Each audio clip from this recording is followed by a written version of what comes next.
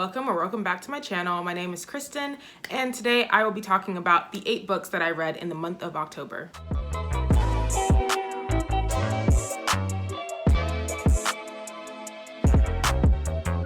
Today is Monday, November 9th, and my birthday was this past Saturday, the 7th, and I had a great day. I bought some new books, I hung out with some friends. Thank you to everyone who bought me books for my birthday. I will be doing a birthday book haul coming up soon within the next week or so.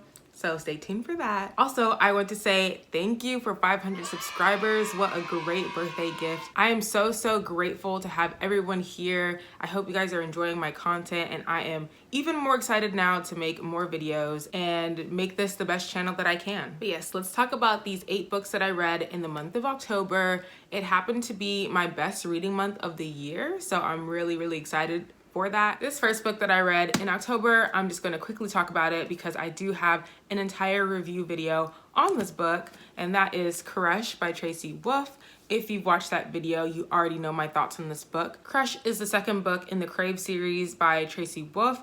It was released right at the end of September. It was a book that I was very much highly anticipating. It was pre-ordered and everything. Read it with my group of friends to make the experience better.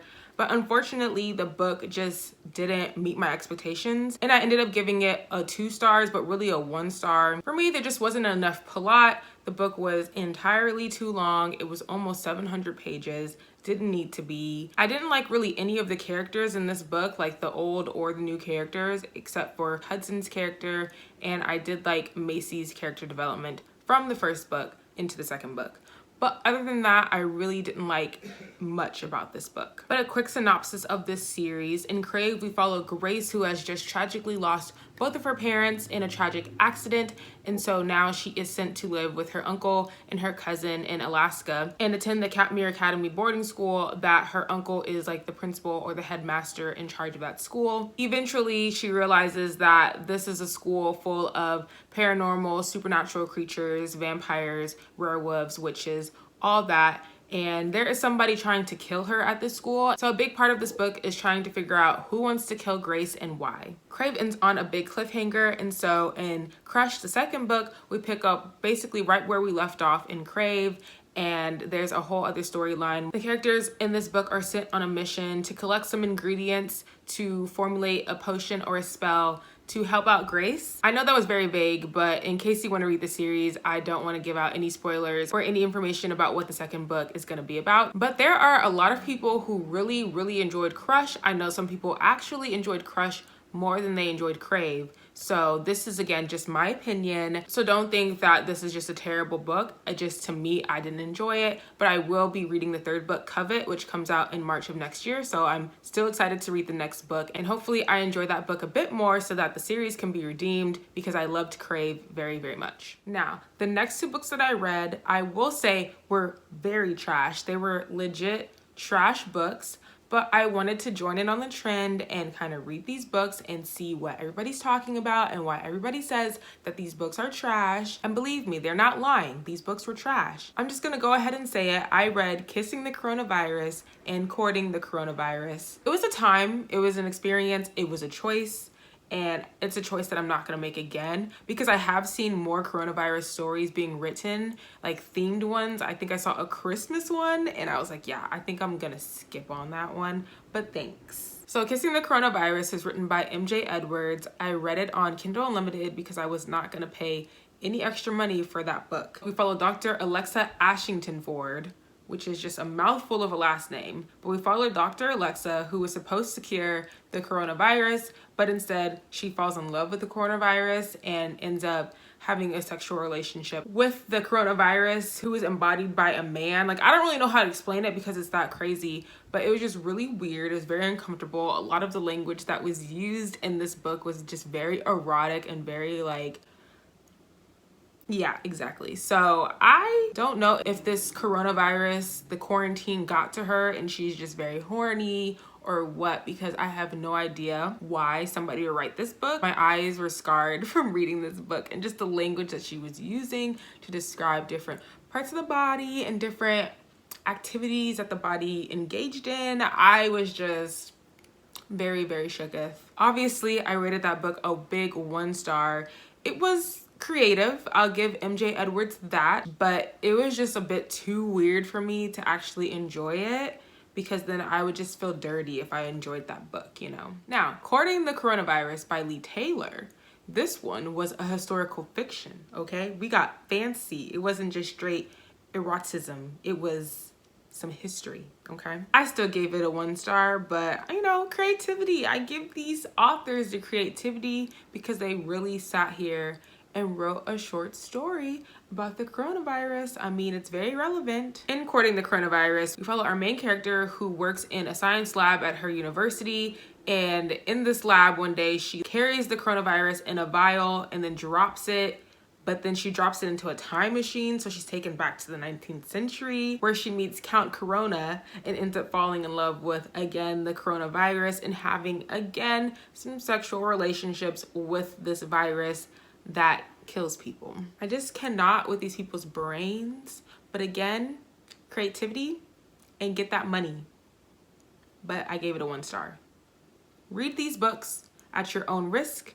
You've been warned. But I mean, at the end of the day, that's 2 books that I was able to add to my Goodreads goals. So love that for me. And now I can officially forget that I read these 2 books now that I've talked about them in my wrap up. The next 2 books I read in October was The Poppy War and The Dragon Republic, both by R.F. Kuang. I'm so happy that I finally read these 2 books. I gave The Poppy War a 4 out of 5 stars, and I gave The Dragon Republic a 5 out of 5 stars. I really liked this one. I feel like the general consensus is that most people like The Dragon Republic more than Poppy War, so I guess I fell into that category. Quickly, if you don't know what The Poppy War is about by now, we follow Rin, who is a dark-skinned peasant. She's a war orphan who was given to a family that really didn't want her and treated her very badly, to the point where she just had to get out of her town in the south and go to the north to an elite military academy known as Senegard, train there. While at Senegard, she discovers that she has this ancient power of shamanism. She can talk and interact with the gods, and then soon after she figures that out, they are thrown into the Third Poppy War. Rin uses her power for good, for evil. She makes a lot of decisions, a lot of choices that affect a lot of people. It is definitely a time. There are a lot of trigger warnings in this book. I will leave them down in the description box because there are a lot, and it would take me like a minute to go through all of the trigger warnings, so I will link them in the description box below. So again, I really enjoyed The Poppy War. I guess the only reason that I gave it a 4 out of 5 stars, my issue lies in the pacing of the book. The beginning part of the book, we follow Rin while she is getting into this elite military school and then her time at Senegard. She was a student at Senegard for 3 years, and we went through her entire 3 years of schooling in about 200 pages or so. We didn't have that much time to necessarily get to know the characters to the point where we love them or hate them. It's just like, this is that character and this is this teacher and this is what they're learning, and Rin is carrying a pick up a mountain and you're just like, why is she doing this? And then you have her discovering her powers and you're like, wait, what does that mean? What's going on? Because then the rest of the book, we are in this war. We're in the Third Poppy War. But again, we've skipped a couple of months or years. I can't really remember how much time passed between our time at Senegard and then the beginning of the war. And the war wasn't like a week or so. It was a few months as well. And we went through the entire war and the rest of the 300 or so pages of the book. All that to say, there was a lot of time in between the beginning and the end of the book that went by. And I just wish we got to spend a little bit more time at the school, getting to know the schooling system and everything like that. While they were at war, there were still a couple of slow parts for me that lost my attention for just a few pages, a few chapters or so, but then something would happen, pick my interest right back up, and I was like, whoa. Especially the ending of the Poppy War really blew me, shook me, and made me want to pick up the Dragon Republic right away. I really enjoyed everything about the Dragon Republic. The pacing was great. We spent most of the book on a ship, which might sound like it would be boring and not a lot can go on while the characters are traveling on sea. But man, a lot happened on the ship. A lot of things happened in the water. And if you've read the Poppy War and you notice that there was a lot of death and violence and all that kind of thing, like it's amped up in the Dragon Republic. And the people who die in the Dragon Republic, it might make you cry. If you're a crier, your tear ducts may be activated and the plot twist will break your heart. So If it's not obvious, I am advocating for the series that you should read it. I am currently reading The Burning God. It hits the stores on the 17th, and I'm trying to finish this arc of mine before that day. But so far, I'm really enjoying it. After I finished reading The Poppy War and The Dragon Republic, I realized that I needed something light to read because lots of dark things go on in those two books, so wanted to give myself a break from that. And so I decided to pick up an arc that I got from NetGalley, and it's Snapped by Alexa Martin. If you don't already know, I really like Alexa Martin's first book in the series, which is Intercepted, and Snapped, this arc that I read, is the fourth and final book in that series, the Playbook series. We follow 4 different main characters, but the thing that connects all these 4 books is the setting. All the male romantic interests of these books play for the same football team, the Denver Mustangs, and the bar that these characters frequent is the same in all the books. And so those are the 2 main things that connect these 2 stories, but the main female character lead is different in every book. This series was originally supposed to be a trilogy, but Alexa Martin did add this 4th book, and it is different than the other 3 in that there's not as much romance in this book because it is heavily focused on social justice. And in this book, the main character, Quentin Howard Jr., he is the quarterback for the Denver Mustangs, and he ends up taking a knee during the national anthem. He is the first football player in the National League to do this, and of course that sparks a whole bunch of protests and anger. And the main character, Elliot Reed, she is the strategic communications manager for the team, and she is set to partner with Quentin and basically get him to stop protesting, to stop taking a knee during the national anthem. But Quentin is not having it because he really believes in what he's protesting and really is looking for change within the National League against Black football players. I ended up giving this book a 4 out of 5 stars. It is now out in stores, so you're free to read this book. I really enjoyed it. I liked the social justice aspect of this book. Quentin's character is so swoon-worthy, like a Black man who knows what he wants. He's fighting for change. He's not gonna step down for anybody because he really believes in what he's fighting for. And to me, that is very yummy and very attractive. So I loved Quentin's character. Elliot's character, she is a biracial Black woman. Her dad was white. A lot of the book is her trying to grapple with the fact that she is Black and white, because when she's given the task to work with Quentin and stop him from protesting, she had kind of an internal battle because part of her is saying that she really agrees with what he's saying and really doesn't want to stop him from protesting, but the other half is like, I want my job, this is my dream job, and I don't know how to necessarily navigate this issue because she's being pulled from both sides. I understand that she had an internal battle going on, and I understand that, that's fine, but the amount of times that she pointed out to somebody that she was biracial, like I'm Black or I'm not Black, it was just a lot. And my other issue with the book was the ending. I can't really talk about that because then it would spoil the ending in the book, but I had an issue with the ending and how the main issue of the book was solved. It just wasn't realistic for me. But overall, I really liked this book. I love Alexa Martin, and I really appreciated this series in general. We love a football romance that focuses on interracial relationships, Black on Black relationships, and biracial identities, and lots of representation throughout all these 4 books. So if you're looking for a light romance series, a light romance read, then I would definitely suggest the Intercepted series by Alexa Martin. The last 2 books I read in the month of October, I did a spooky reading vlog about it, so go watch that if you haven't already. And I will quickly go through my thoughts here since I've already talked about my thoughts in that vlog.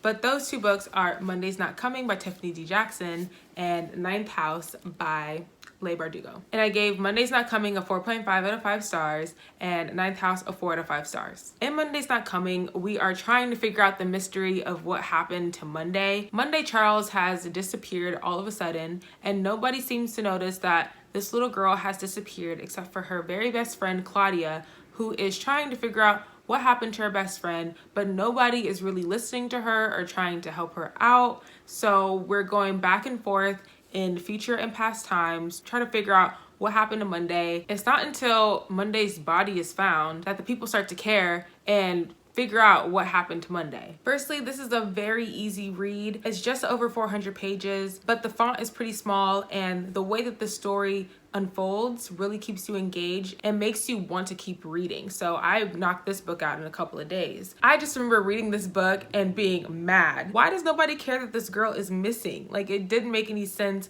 There are a lot of excuses being formed, a lot of, oh, that's not our problem, so we're not gonna worry about it. And it just made me very upset. Just in general, there are a lot of little Black girls missing, and this is probably what happens and how these cases get swept under the rug because nobody really cares about what happens to these little girls. And I had written down my theories on a piece of paper because Tiffany D. Jackson always has a plot twist in her books, and I was trying to guess what it was this whole time. And of course I didn't. I was nowhere close. What actually happened, I was like, bro, what?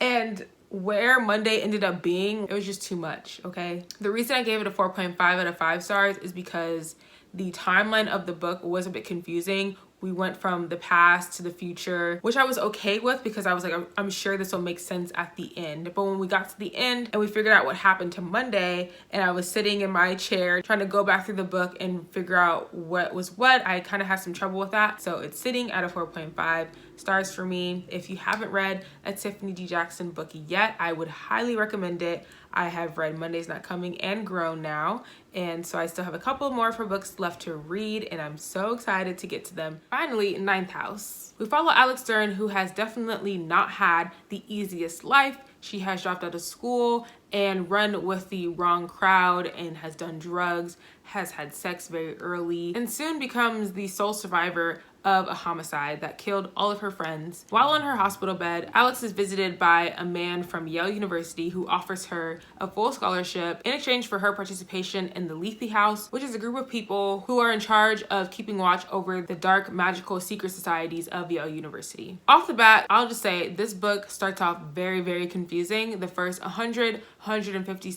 pages, you will be confused, and I just want to advise you to not give up, to not DNF this book, and to continue going, because once you get past the slow part, it gets really, really good, which is why it ended up becoming a 4 stars for me. I go through a lot of my thoughts in my reading vlog, so again, go check that out if you haven't already, because there's just so much that goes on in this book. This book also has a lot of trigger warnings that I will leave linked down below in the description box for you to check out before you dive into this book. I just think that Leigh Bardugo discusses a lot of important issues in this book, from like rape culture to how a tragic event in your childhood can just set you down a spiral and you just end up doing a lot of bad things and engaging in activities that you know you shouldn't be participating in.